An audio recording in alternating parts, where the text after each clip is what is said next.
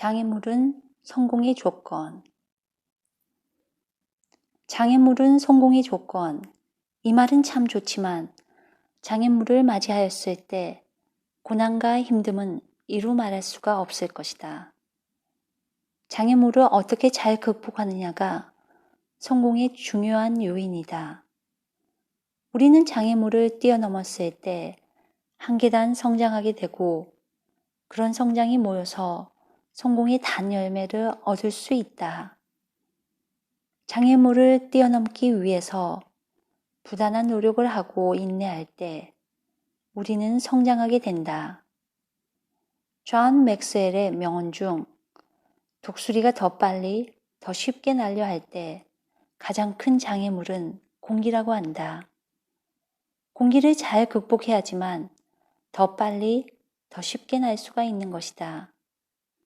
그렇다고 공기를 다 없애면 어떻게 되나? 진공 상태에서는 독수리는 날지도 못하고 떨어질 것이다. 그러므로 공기는 장애물인 동시에 비행의 필수 조건이다. 이처럼 성공을 위한 길에 장애물은 성공으로 가는 조건과도 같은 것이다. 장애물을 맞이하였을 때 나에게 왜 이런 어려움이 생기는 건가?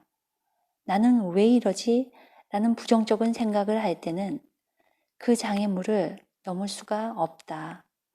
하지만 이 장애물은 나의 성공의 조건이다라고 생각하면 그것을 디디고 더 큰 발전을 할 수 있으며 훗날 그것이 성공의 조건이었구나 라는 생각을 하게 된다. 스티브 잡스가 창업한 애플에서 해고를 당하는 일이 생긴다. 자신이 만든 회사에서 이사회의 결정으로 해고를 당하는 엄청난 일이 생긴 것이다. 스티브 잡스 본인도 그것이 본인 일생의 최대의 장애물이었다고 말한다. 하지만 스티브 잡스는 그 장애물을 성공의 한 중요한 계단으로 여기고 뛰어넘기 위해 부단히 노력한다.